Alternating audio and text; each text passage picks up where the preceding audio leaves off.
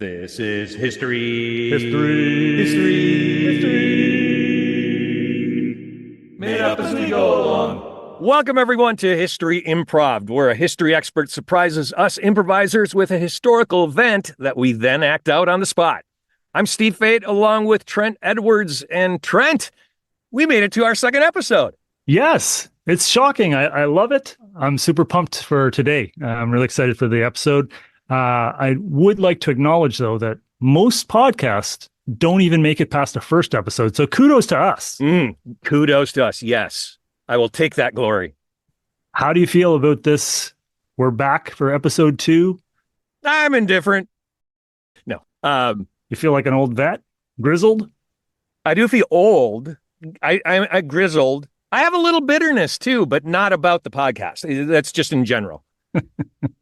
So past the bitterness and grizzly, you want to talk a little bit about who we brought back for our guest improviser? We went way back into the archives to find our improv guest, the inimitable Scott Borden.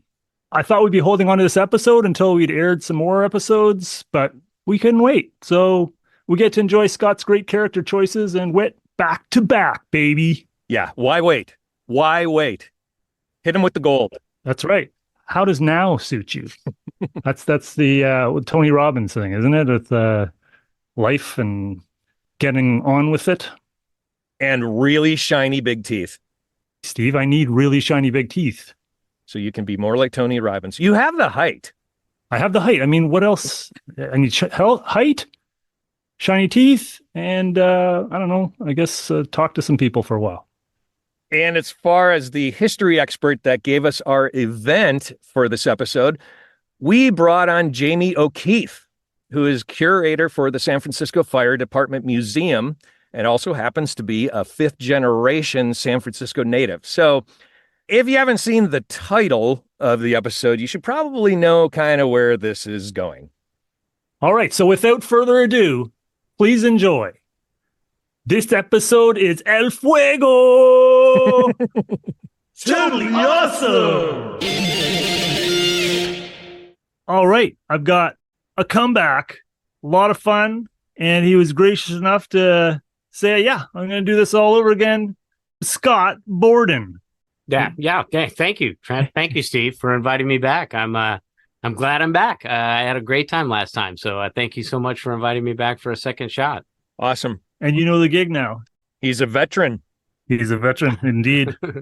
Are you ready to make history? I am ready to make history. All right. Well, that's what we're going to do. Let's check the Wayback 3000 for our latest historical event. All right.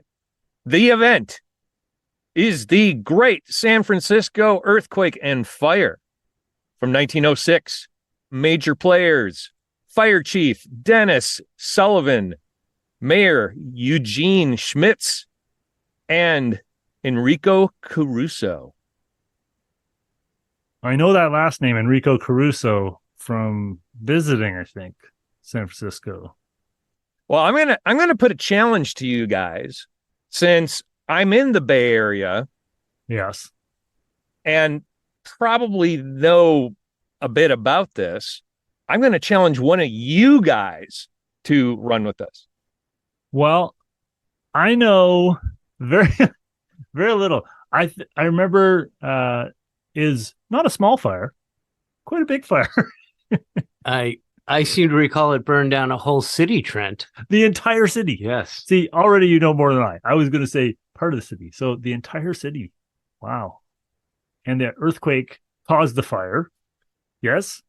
I believe you were exactly right. I think that was a problem for some gas lines, and I believe that was a problem for the wooden structures. Oh, who doesn't know this event? Come on. I'm going to just pull the Canadian card again. What do you guys know about the Halifax explosion in 1917? The one in 1917. Oh. Yeah. Right. Are you feeling confident, Scott, or are you wanting me to bring my own special twist to this history? Oh, I am as confident as I was last time, Trent. You did well, I thought. Steve? Yes. Steve, did he do well?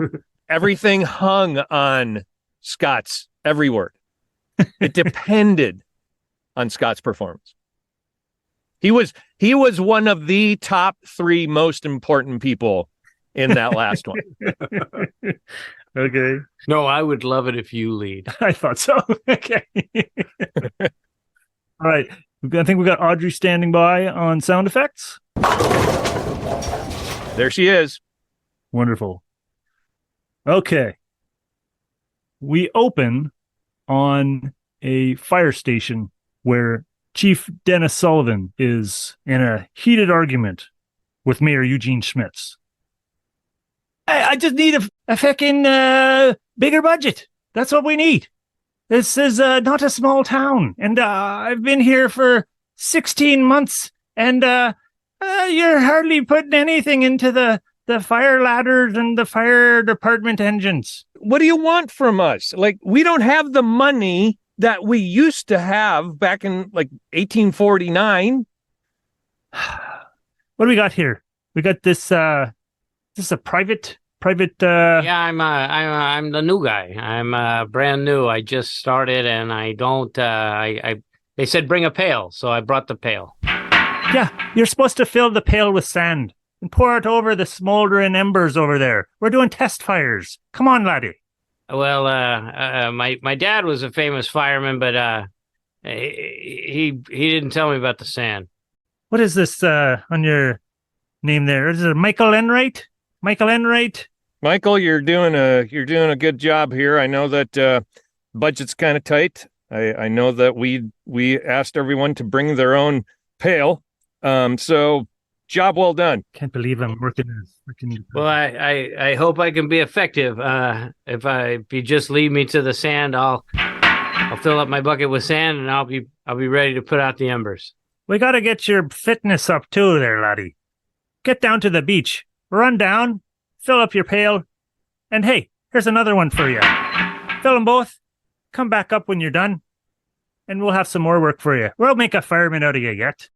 I do need to work on my fitness. You're right. All right, get to it. All right, I'll be back. All right, Mayor. Are we done here, Sully? I kind of hungry. I'm going to head to North Beach for a slice. A slice of what? Slice of what? Yeah. Oh, that's right. We don't have slices in Ireland. We got potatoes. That's what we got. You don't slice them except for cutting them and put them in your mouth. Anyway, I just think the disaster budget for this here city seems a wee bit too tight. What are you going to do for me? This place, it's right on the ocean. What if you have a hurricane or... We don't have hurricanes here. Really? No. Right on the ocean? No. We only have earthquakes. Earthquakes? Ah, how bad could that be? Nah, I mean, yeah. They hardly ever happen. It's just a little shaking, right? Just, shaking, just a little wobbling. All right, then. We cut to the coast where our private has just run back up with 2 pails of sand, and we start to feel shaking. Hey, Chief, did you feel that? That felt different to me than the waves. I don't know if that was something normal. Maybe it's something for me, but I sure felt something. Yes, this feels a wee bit odd to me. I don't know. I feel like, could this be one of your mayor's earthquakes he's talking about? 'Cause this is getting pretty frickin'... Oh, Lord. Hardly keep my feet. Are you dancing or singing? This is not funny. I'm starting to get dizzy. I'm starting to get a little dizzy. This shaking's making me crazy a little bit. Let's get back to the station. It stopped. I think we're okay. Oh, good. Okay. Phew. Back to the station. I got my 2 pails full of sand, and I'm ready for the fires. To the fire department. We cut to the fire department, where Mayor Eugene Schmitz is already there waiting. Holy Lord! Sully, what are we going to do? Well, we're just going to have to deploy everyone, everywhere. The people are coming from left and right all over the place. They're all complaining. Everything's on fire. Where to go to first? I heard Chinatown's pretty bad. Do you want to go there first? I mean, everything was made of wood there, and wood and Are there any good stone cabins and cottages? we got the mansions up on Nob Hill. They're okay. Oh, the rich feckers. Okay, they're fine. Okay, we'll leave that. Let's go to this Chinatown, and we'll start from there. Hey, laddie, get all the lads. Let's go. We're gonna go take on this fire head on. Okay, I'll get all the lads and we'll take on this fire head on in Chinatown. We're going to start in Chinatown. Okay. We cut to Chinatown. Ooh! Oh, my lord! It's worse than I could imagine. We've got rubble everywhere. Laddies, fan out. Sully, I got the boys from the west side, and we don't know what to do. We're kind of lost. There's so much fire, and it's constant shaking, and the buildings are continuing to come down. Mayor, the mayor's here. He's been following me everywhere. Mayor, what should we do? I'm a little. Don't ask the mayor. I'm the fire chief. But you don't know what to do. I've got an idea. I know what the mayor's going to say. He's going to say leave these Chinamen behind and get up there and save the rich feckers. I'm sorry. Sorry, Sully. I used to eat dim sum here. You mean you're actually gonna do the right thing here? Wow. I got a new respect for you, Mayor. I did not see that one coming. It was really good dim sum. I'm not joking. This is really about the dim sum. Okay, hey, we'll stay here. Mayor, Chief Sullivan. Yes. The fireworks factory. It's about to blow. Oh my lord, I never even thought of the fireworks factory. Oh, hey, evacuate the whole area. Everybody's running every which way. I can't stop everybody. If that fireworks factory catches fire, the whole place is gonna go up. Fireworks factory. Mayor, I don't have a clue. I'm from the place where the biggest fires are when the peat bogs go up. And really it's more of a smoldering. I must admit, I haven't got the experience that I put on my resume. I'm laughing, but it's a nervous laugh. I'm not laughing at the situation. I have an idea. Yes? Fireworks thing. You see how the fireworks are kind of separating? It's kind of pushing things apart. Exploding all over? Yeah. What if we used some, I don't know, dynamite to separate the buildings? Fight fire with fire. Exactly. Yes. Yeah. That's catchy. I remember that one. Yeah. Okay, fight fire with fire. That's a great idea. Do we have many boxes of dynamite near Chinatown? We have that armory, the guard armory, down in Grant. We cut to the armory, where the fire chief, shadowed by the mayor, and his new recruit meet the guard. Laddie, you gotta let us in. We gotta get some of these dynamite boxes. We're gonna take them up to the fireworks factory, and we're gonna blow the place up. You guys aren't getting in here. I've been told to guard this place no matter what happens, and I'm not letting anybody in. Are you fucking kidding me? Do you see the fire? It's everywhere. I see the fire. I can feel the fire, but I'm not letting anybody pass. Is this because of your paycheck? I keep telling people we don't have the budget. If we can only pay the guard $2 a week, that's just the way it's got to be. Mayor, you're a rich fecker. Just give him the 10 spot right now.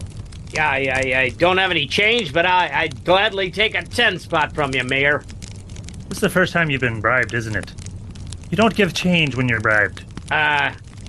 It's the second time I've been bribed, and I do give change when I have it. I do not have change.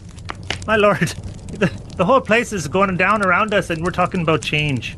I gave the rest of my change to a young lady to go grab us a slice and something to drink because the fire is getting very close and very hot. What's with these people in San Francisco? They're obsessed with pizza. Have you been to North Beach? Of course you haven't. You haven't had the pizza in North Beach. You just keep eating potatoes. Potatoes? Oh, my Lord. They're just so delicious. I can't get off of them. I can't. They're like the sultry mistress of my soul. Look, Sergeant, we need to get to that dynamite to stop the spread of the fire. Here, okay. I got 93 cents. I got 3 nickels. This isn't a time for math. Just take the money. How about this? How about you make me a major, and I'll be in charge of the armory, and you guys can get in and get those boxes of dynamite. You're fine with that, right, Mayor? Make him a major. Let's do it. All right. All right, follow me to the back room, and we'll get those boxes of dynamite. We cut to the back room where they're loading crates of dynamite. You're doing great there, recruit. I'd help you out, but, I've got the bulging disc and all. It's a real problem. I'd really love to help you. Okay. Okay, just need a few more crates there, lad.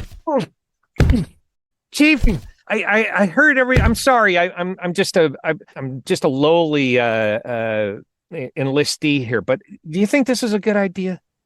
Yeah. What's wrong with the idea? It's the whole town is going down, and we got the fireworks place is going to blow up. Probably blow up the whole town, wouldn't it? So we're gonna add more explosives to the explosives? We'll be smart about it. We'll put them all on one side, and then it'll explode everything to the other side, away from the main part of the city. That's just science. Okay. What about the gas? Gas? The gas? I'm sorry, but I have to say it. This job is the worst. Everything's going wrong.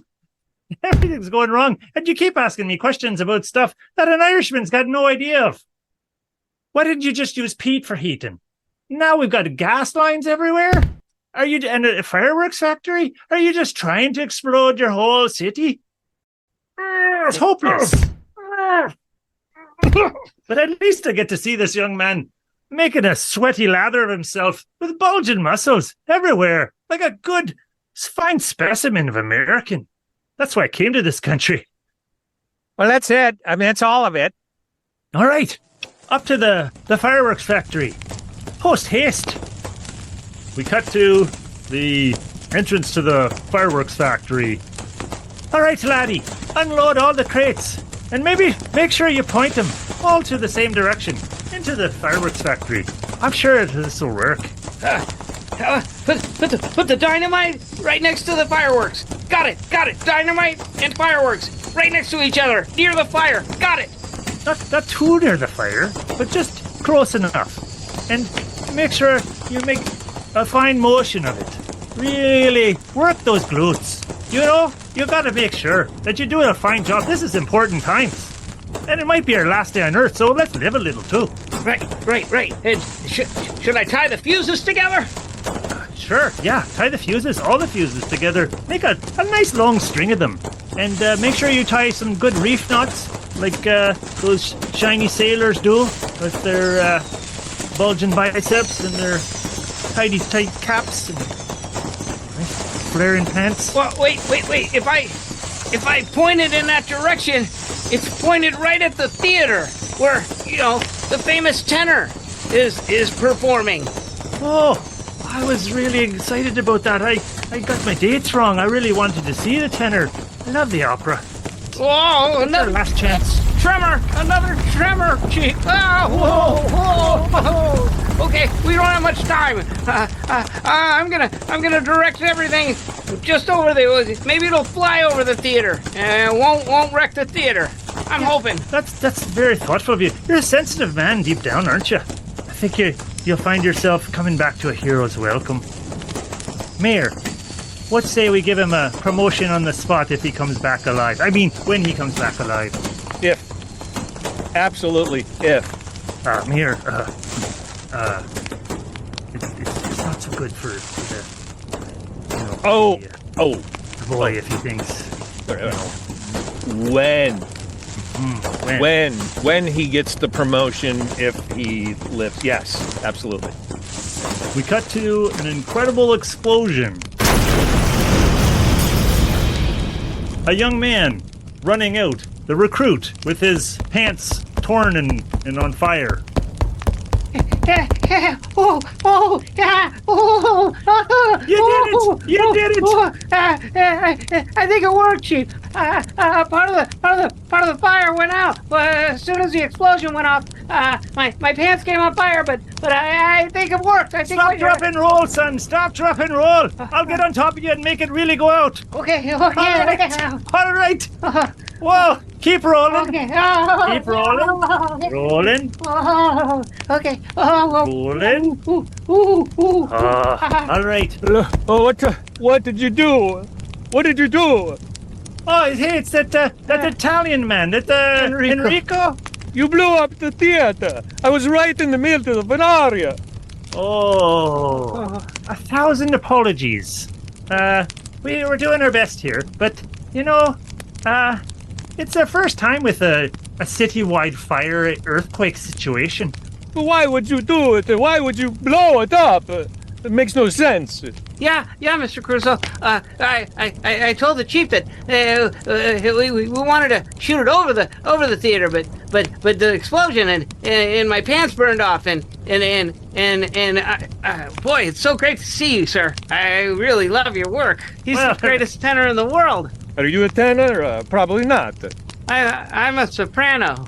Soprano, eh? Yeah. My uncle's name is Tony. Oh, well, that's a wonderful name.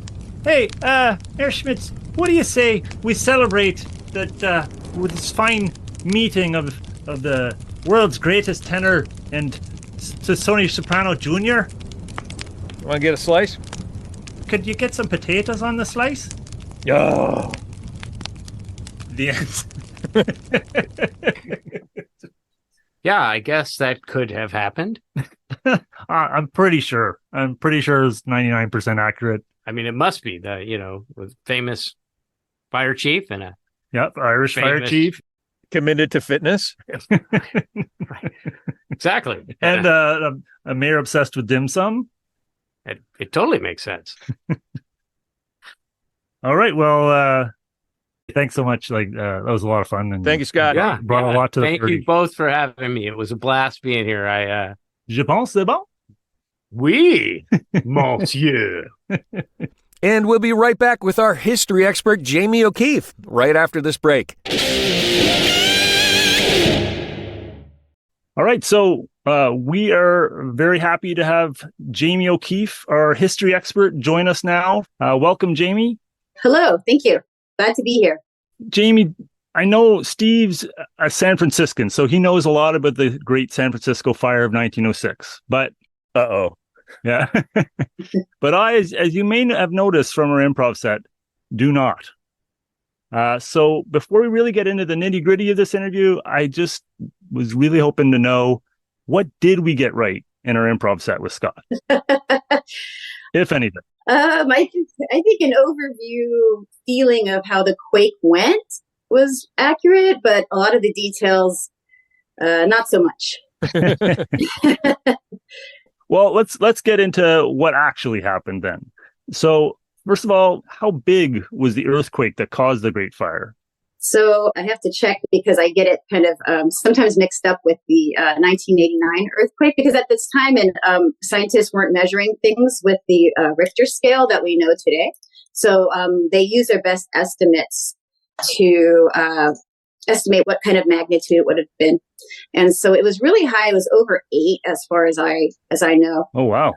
Or about 8, 7.98. That's compared to the 89 earthquake that was about 6.97. So this was huge. This was one of the greatest natural disasters the United States had experienced up until this point. And, more than 3,000 people died and over 80% of the city was destroyed. So it was a huge, really significant event in our city's history for sure. So they didn't have the Richter scale. Did they just have how they have the rodeo now, and you are timing how long the person can stay on the bowl?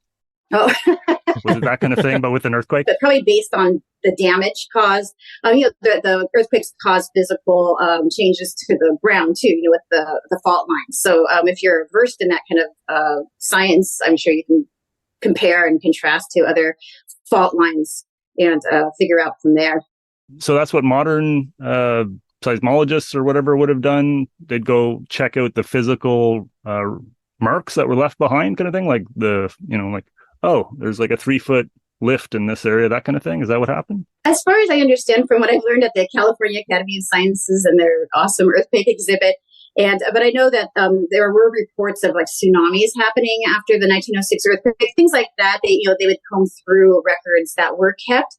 There's a lot of data, a lot of reports from different, even scientific journals at the time, and kind of gather that data to make an estimate about what that one was.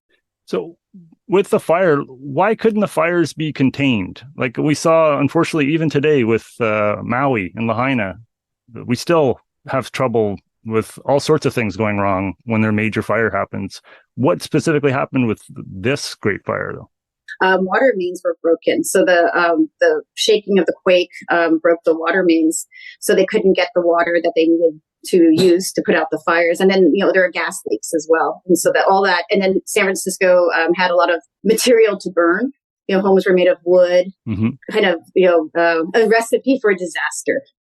What was the political fallout from all of this? Like, is this something that the general population was like, hey, how come you guys weren't better prepared? Or was this, we do have wood homes and it was a bad one?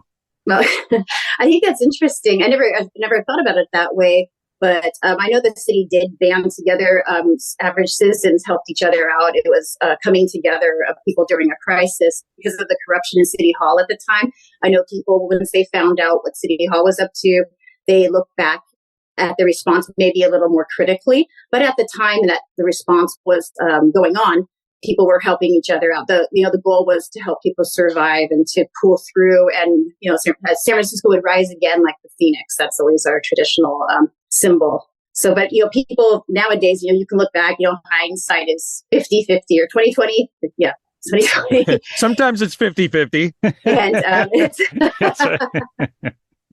but at the time, from the accounts that I've read and I've heard about, people were just more focused on getting people saved, getting food, getting shelter, water, just getting things back to order as much as possible, as quickly as possible. Getting San Francisco Strong t-shirts made. Right. Getting us back on our feet again. I know that's happened over and over in our history. Yeah. How long did it take San Francisco to rebuild? The Panama Pacific International Exposition was held in San Francisco in 1915. So that was a civic-minded goal to have San Francisco up and running and being able to host the world in 1915. So that's like, 9 years or so. I know not everything was completed by that time, but it was completed enough for the city to host this giant international exposition. So they were showing off new fire equipment that they had purchased at that time, and they had all kinds of buildings to show off. So it was kind of like, hey, we're back in business. Come bring your business back to us. Come visit us again. Well, what was the long-term impact of this tragedy on San Francisco? I'm guessing there was big jump in building codes. Right. So, San Francisco, it goes back into the corruption of City Hall too. City corrupts political bosses. Well, if you look at how the City Hall had been built, City Hall, the building itself, was new at the time of the earthquake, and it basically collapsed. The building materials were shoddy, and they were not what had been paid for. And, building codes, things like that. I know that for first responders, they take every incident as a learning opportunity to improve the next response. So I would imagine that the fire department and the city in general took the lessons from '06 and tried to implement them as best as possible for the future. We're always going to have earthquakes. And speaking of that, up to 1906, so by then, San Francisco, for all intents and purposes, was about 60 years old or so. Had there been other major quakes or significant quakes before that might have been able to inform them leading up to 1906? Oh, for sure. I think there was a significant one in 1856.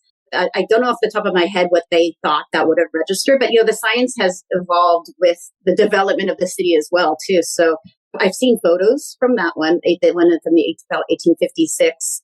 I don't know how organized the city founders were at the time to really take into account those lessons or to pass them down. They don't always remember or learn from history, unfortunately, too. That's a general thing. Huh. Interesting thought. I can't think of any examples where that's the case. For the major players that you mentioned, the mayor and the fire chief, how did they do on the day? You said there was corruption. Did that play into the mayor's response? Or because I know we had a really good mayor that was very egalitarian and very focused on pizza for some reason too. But he was very good looking, and as far as history goes, he was a popular mayor. At first, he was put into place by the political machine, so he was controlled by a lot of different factions, including a city political boss named Abe Ruth.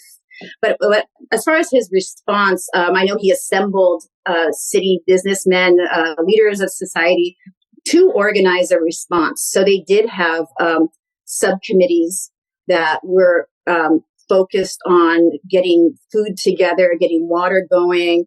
There was a subcommittee focused on relief for the Chinese population. I know you mentioned Chinese folks and what you talked about, but there was also a subcommittee to relocate the Chinese population from Chinatown. So there's kind of different factions. There's very noble, altruistic factions in the subcommittees, and then there's also people trying to take advantage of the situation for what they wanted to see happen. So as far as Schmitz goes, I think he was found guilty later on of extortion and bribery, but I don't really know how that affected his response to the quake. I think he tried to do the best he could with what he had. Later on in 1907, he went to jail. And then 1908, he was acquitted. Then he ran for office again and didn't win. So he kind of stuck around politics afterwards. But as far as his response, I think he tried the best he could with what he had. And was the dynamite his idea or no?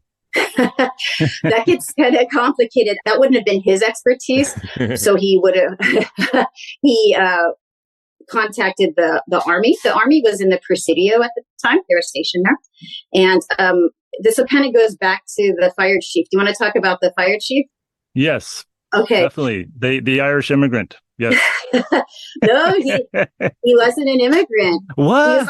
He was an Irish American like me. You guys might want to cool it with the potato talk here.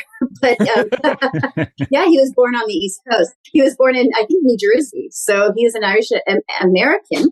He was a very well-respected, well-loved fire chief of the San Francisco Fire Department.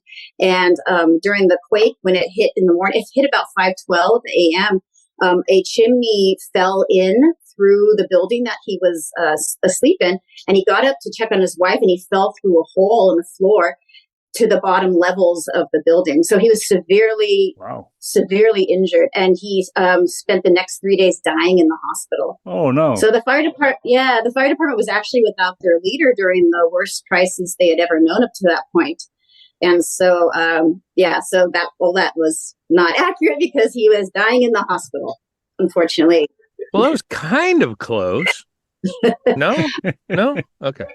So the next in line contacted the army and the Presidio. So they worked together to get the dynamite situation going.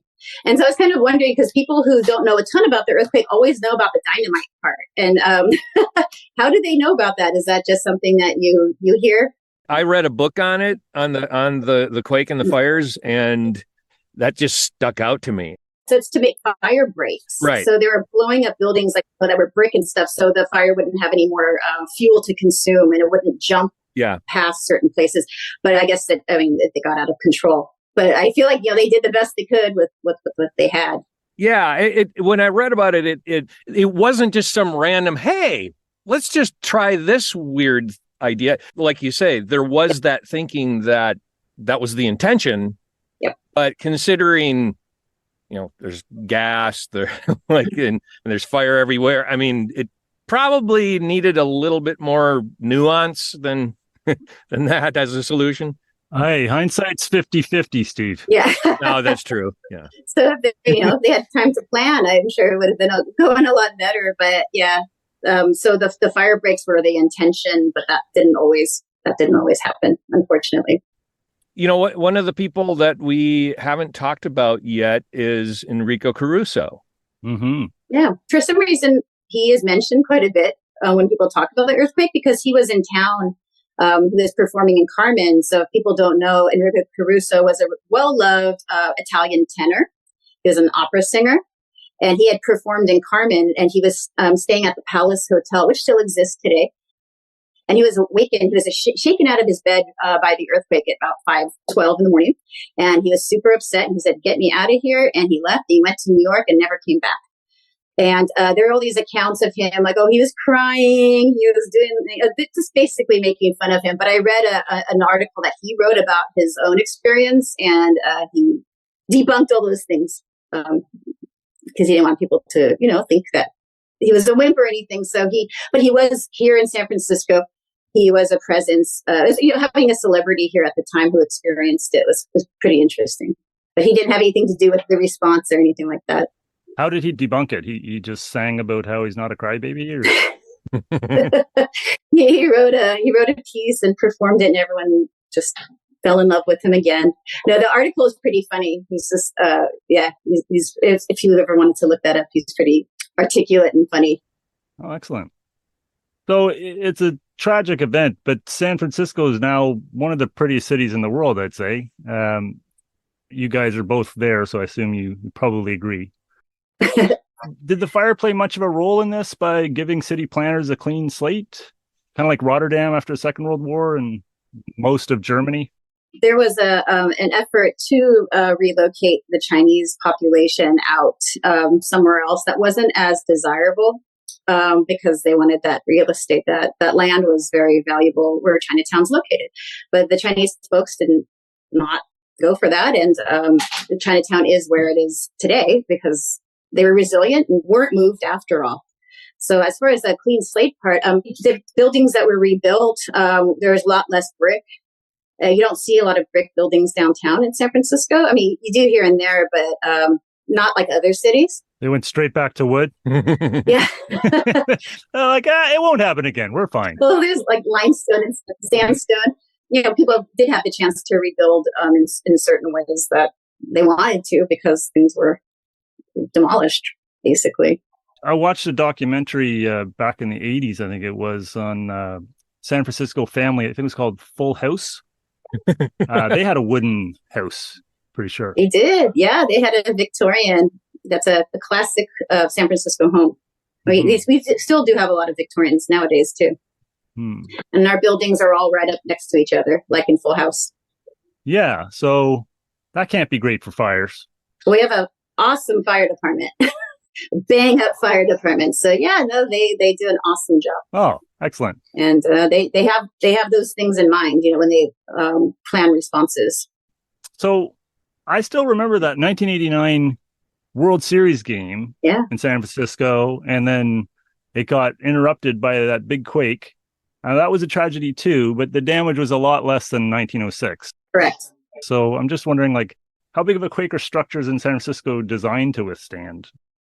Places that are within, I think it's called the Ring of Fire, in the world, that they support each other. So we might learn from Japan or other places that have seismic activity. I know that they're building a lot of places downtown that are huge, super tall with lots of glass panes. I don't know how those would fare in an earthquake. But I mean, they know more about that kind of thing than I do. But I wouldn't want to be downtown during a quake, to be honest. Yeah. Yeah, they're a lot of them are built to sway. Oh yeah. Like when I moved out here, people talked about the Transamerica because that was the tallest building at the time. Mm-hmm. And so they talked about how there's a natural sway built in. So if they're in the case of an earthquake, it would be able to move, without buckling. But it's not going to snap or anything. And right. Our city hall was retrofitted to move in a wave-like motion, from what I understand. if the earthquake hit. And then I know the DeYoung Museum in Golden Gate Park too. So they are implementing that kind of technology as funds allow and, as they can. Sorry, I just hung up for a moment there I heard Arsenio Hall doing a wave-like motion, but you said Presidio Hall, didn't you? That's just word association. Our City Hall. Yes, sorry. But is the next massive earthquake, the quote-unquote big one, is that sort of like Bruno from Encanto in San Francisco now? It's like you don't talk about it? I will, as a San Francisco native, and myself and my friends and family talk about it all the time. But the transplants go, no, don't talk about it because they think it's jinxing it. So if they don't want to be prepared, that's kind of up to them. Now, Jamie, you have a personal or family connection to the earthquake of 1906. You want to tell us a little bit about that? Oh, for me? Okay. Well, my ancestors were in the quake. My great-great-grandparents were in the quake, and they met because of the quake. So we've heard stories through, our whole lives about people, people's experiences in the quake. I've had friends who, even their grandparents were in the quake too. So it's just always been a presence in my life. And then, when I've been studying more with the San Francisco Fire Department as curator, of course that material comes up in our collection all the time. And you just start researching, you start reading, and you go down the rabbit hole, and you read about this one heroic person and this person who did this, and it's just a really interesting story. And it brought a lot of people. It was a tragedy, of course, and people died, of course, but it did bring the city together, and it changed the course of San Francisco, to this day. That's a great point. Like, how big of a event was it in the history of San Francisco? Like, you got the Klondike and the 49ers, all that kind of stuff, the gold, the Levi's jeans. I'm showing my incredible history knowledge for San Francisco. Yeah, referring to the Klondike. The Klondike somewhere Klondike, else. up in Canada, Yukon. But you guys, they're like brothers and sisters. It's very close. Yes. So, we have the just different events punctuate history through everybody's history. But in San Francisco, it was the gold rush. I don't want to say the next big thing, but the next huge thing was this earthquake. Mm-hmm. And we still get people donating things to the museum to this day from their ancestors in the 1906 earthquake. We had people send in photo albums, and they're sending them from like Ohio because their ancestor ended up moving out there, and they're going through their grandparents' stuff, and then they find this albums. So we still get stuff to this day. And I was doing research to do a display for the 30th anniversary of the 1989 earthquake, and it was really, really hard to find artifacts because people they just kind of say, "Oh, that's no big deal," and they threw it away. I mean, my family saved stuff because that's the kind we save stuff. So we had a few things to show, but it was really hard. I can find 1906 earthquake stuff all day long. Well, it was a great choice, I think, for an event, and a real pleasure talking to you and learning from you about this event. Very cool. Thanks for joining us. Well, thank you. Thank you for inviting me. I appreciate talking to you about history. I love it. I will talk about it all day long. That's excellent. Yeah, hopefully we'll talk about it again. Have you back sometime. That'd be great. Well, thank you. And if you're ever in town, come by and visit the Fire Department Museum. I can give you a tour. For sure. Oh, thank you. Yeah, we'll do. Yeah, we have a whole case dedicated to the earthquakes too. So we've got 89 and 06 in one case. And the stuff in 06 is amazing. I mean, the stuff in 89 is great, but it's the 06 stuff's very impressive. Well, I can't wait to see it. When I go into the city, I definitely got to see the museum. Thanks so much, Jamie. Well, thank you.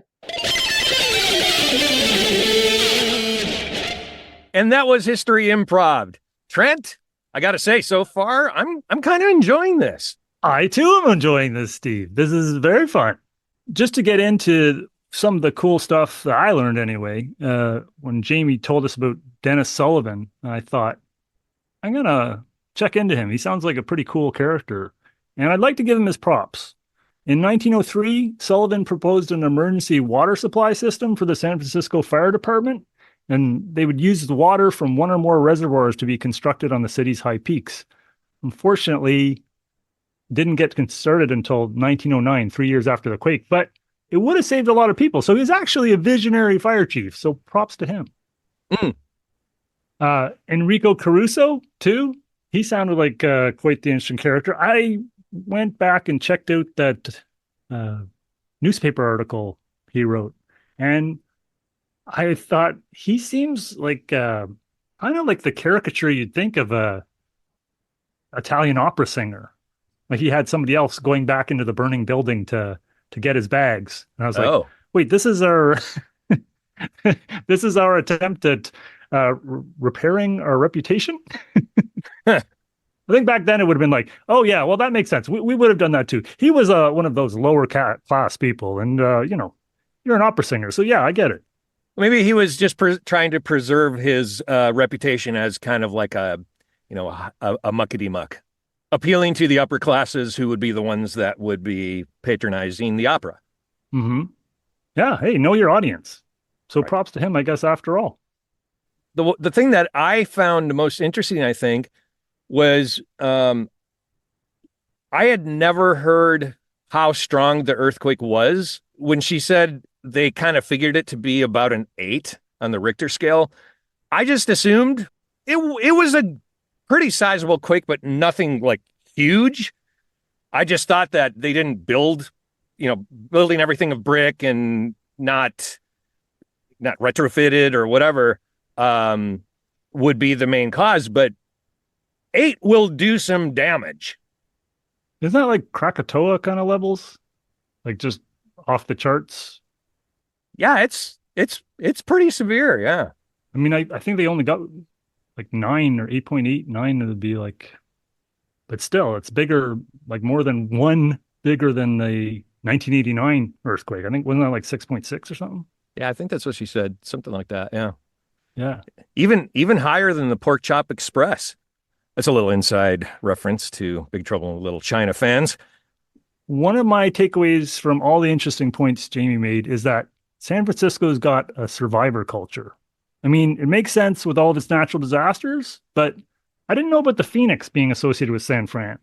Yeah, that was new. That was actually admittedly news to me. Did you know about the Rising Phoenix actually being on the San Francisco Fire Department's shield? No. You can see a link in our show notes. I also enjoyed learning about how the city adapted its fire codes after the Great Fire and about the Chinese American history in San Francisco. Would that happen to also be in our show notes, Trent? Indeed. I'm thinking with the Chinese American history, though, they need to have some kind of symbol that should also be captured with the city lore or whatever. Maybe like a golden dragon to honor their resiliency. Well, in a sense, Chinatown itself is a symbol of their resilience. That's true. So thanks again to our guests, Scott Borden and Jamie O'Keefe, and of course you, our dear listener.